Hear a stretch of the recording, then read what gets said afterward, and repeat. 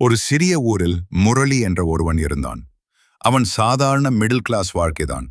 ஆனா அவனுக்கு ஒரு பெரிய மனசு. யாராவது உதவி கேட்டாலே இல்லைன்னு சொல்லவே தெரியாது. அவன்கிட்ட காசு இல்லையா, பரவாயில்ல, கடன் வாங்கி கூட கொடுப்பான். சொந்தக்காரங்கள் எல்லாரும் அவனை நம்பி வருவாங்க. அவனும் அவர்களை நம்பி வாழ்ந்தான். ஆனா ஒரு நாள் முரளிக்கே கஷ்டம் வந்தது. கை கால்கள் நடுங்கும் அளவுக்கு பிரச்சனை. நான் உதவினவர்கள் இருக்காங்கன்னு நம்பி ஒவ்வொருவரையும் அவன் தேடி போனான். முதலாவது வீட்டுக்கு போனான். அண்ணா, கொஞ்சம் காசு வேணும்னு கேட்டான்.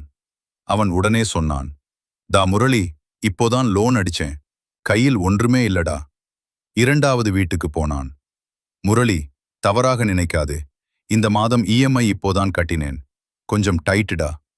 மூன்றாவது, "நேத்திக்கு தான் வீட்டுக்காக அட்வான்ஸ் கொடுத்தேன்டா, இப்போ முடியாது." ஒவ்வொருத்தரும் ஒவ்வொரு கதை, ஒவ்வொரு காரணம். ஆனா ஒரே முடிவு, இப்ப முடியாது. அந்த நாள் முரளி யாரையும் குறை சொல்லவில்லை. ஆனா அவன் மனசு மட்டும் அமைதியா உடைந்து போச்சு. மாலையில் அவன் தனியா நடக்கிறான். அவன் மனசுல ஒரு கேள்வி. நான் கேட்டப்போ எனக்கு காரணம் இல்லாம கொடுத்தேன், இவர்கள் எல்லாருக்கும் காரணம் எப்படி வந்துச்சு? அந்த கேள்விக்குள்ளதான் பதில் இருந்தது.